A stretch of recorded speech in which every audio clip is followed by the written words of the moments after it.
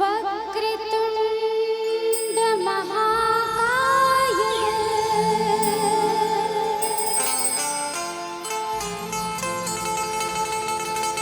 सूर्यकोटि समप्रभा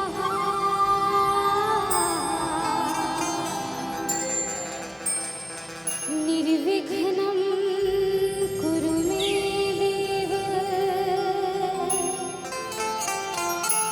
सर्वकार्येषु सर्वदा सर्वकार्येषु सर्वदा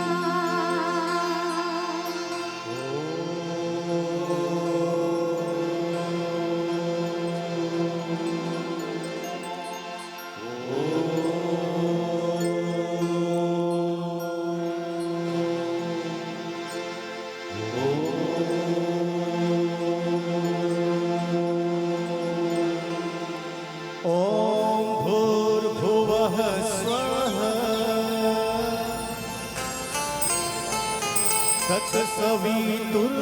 तत्सवितुर्वरेण्यं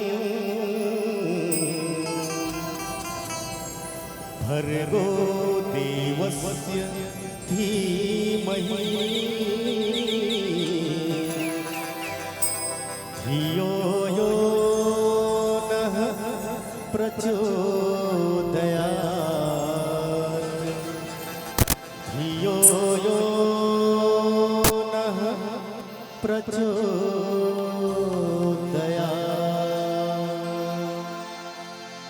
जय हो जगदम्बा जगतारिणी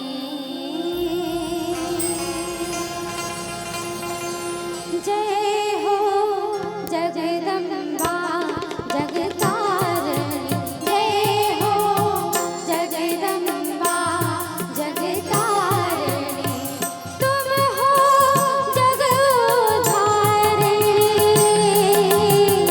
तुम हो जगदम्बा जगतारिणी जय हो जगदम्बा जगतारिणी जय हो जगदम्बा जगतारिणी गगमधम पगमा गगमधम पगम धमा गगमधम पगम धम पगम गरि सरि सा गगमधम पगम पगम गरि सरि सा जय हो जगदम्बा जगतारिणी जय हो जगदम्बा जगतारिणी तुम हो जगधारिणी तुम हो जगदम्बा जगतारिणी जय हो जगदम्बा जगतारिणी जय हो जगदम्बा जगतारिणी जय हो जगदम्बा जगतारिणी जय हो जगदम्बा जगतारिणी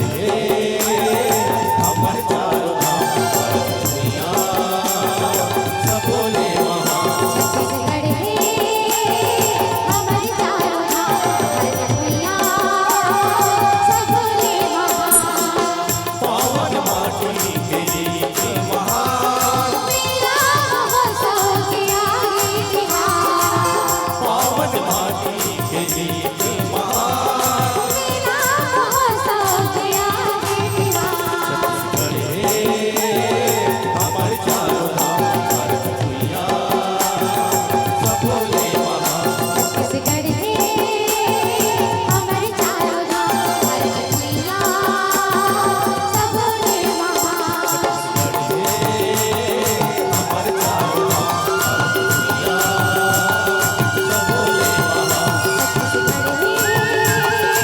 हमारे चारों धाम भारत भैया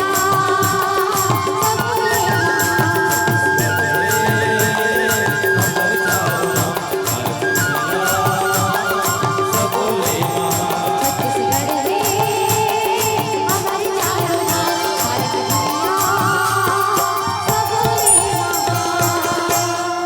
छत्तीसगढ़ है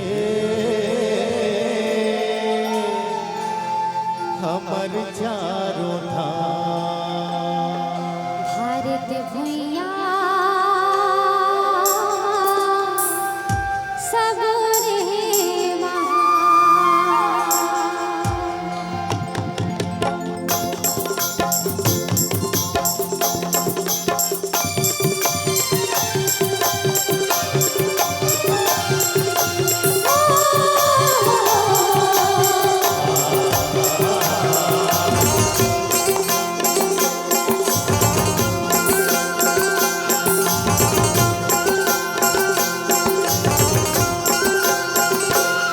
महानदी ओ अल्लाह तेरी गंगा छत्तीसगढ़ महानदी ओ अल्लाह तेरी गंगा छत्तीसगढ़ इंद्रावती हंसदेवा मांडू सबरे छत्तीसगढ़ इंद्रावती हंसदेवा मांडू सबरे छत्तीसगढ़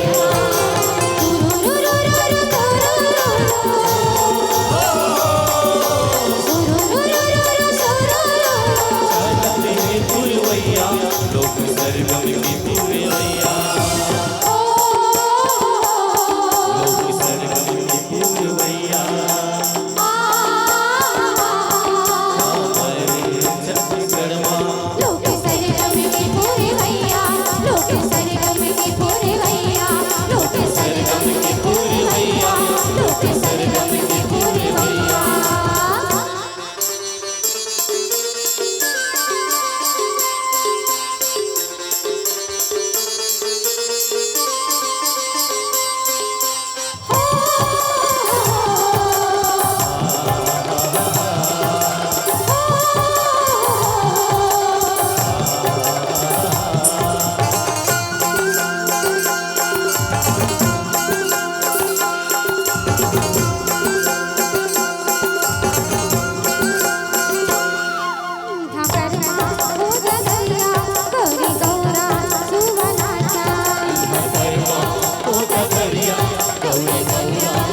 जैसे पंछी बनते वाली सोहर भोजनी छत्तीसगढ़ माँ जैसे पंछी बनते वाली सोहर भोजनी छत्तीसगढ़ माँ साना ना ना ना ना साना ना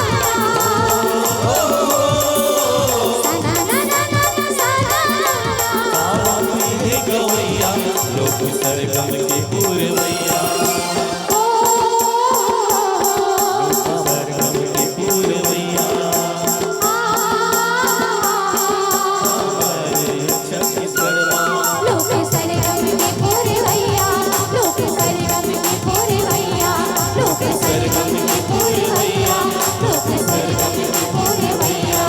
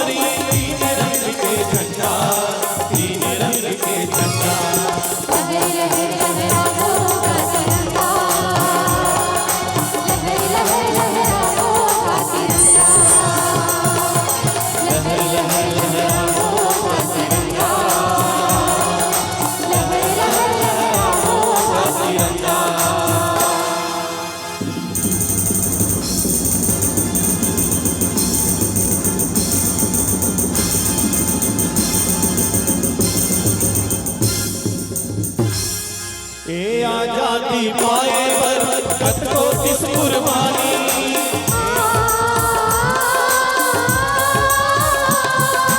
मेरा जाति पाए बरकत को किस कुर्बानी।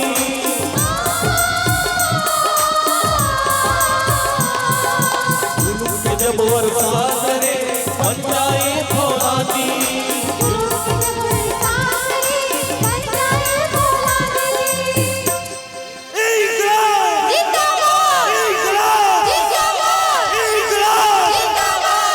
जुल्म के जब वर्षा करे बन जाए फौलादी।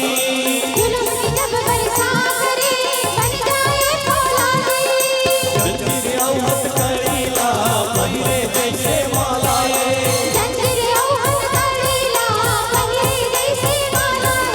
देश के खातिर जान के बाजी लगा के चढ़ के बंदा, लगा के चढ़ के बंदा।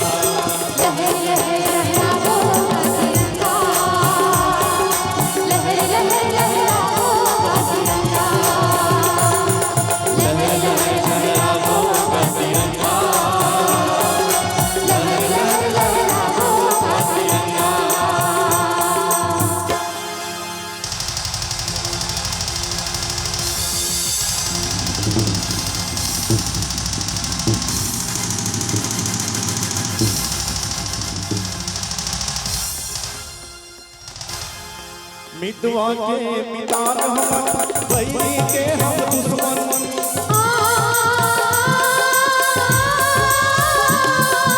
मितवा के मितान हम वही के हम दुश्मन।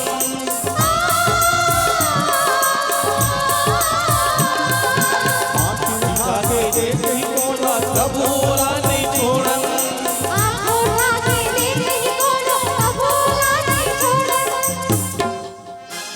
भारत माता की भारत माता की भारत माता की। आँख उठा के देख ही कोला तब बोला नहीं छोड़न।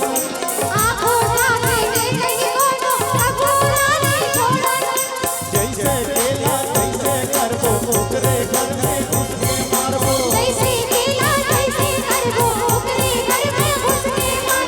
भूले दिएला तनो झटको के हावे हल्ला, तोरे हावे हल्ला।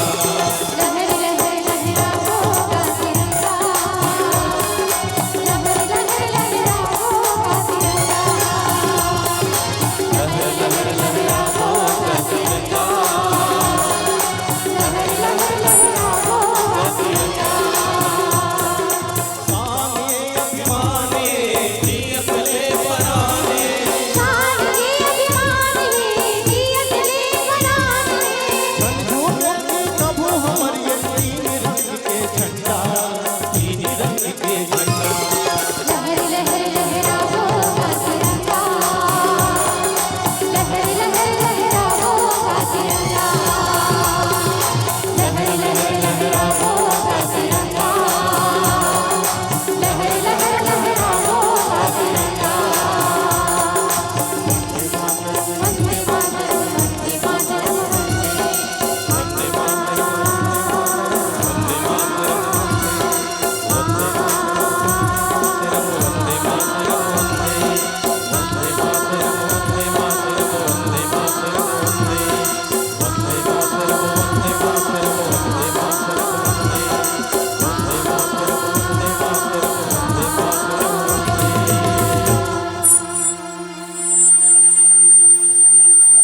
आजादी की लड़ाई तो हम सब ने एक साथ लड़ी थी, ये कहकर ये सोचकर कि इस आजादी में हम सबको समान भागीदार मिलेगा। लेकिन कहां है वो आजादी, कहां है वो आजादी के किरणें। ना जाने किस कोठी या किस महल में आज भी बंदनी है मेरी आजादी। तभी तो आज भी हम पूर्ण आजादी महसूस नहीं कर पा रहे हैं। इसलिए आज इस मंच के माध्यम से इस गरिमा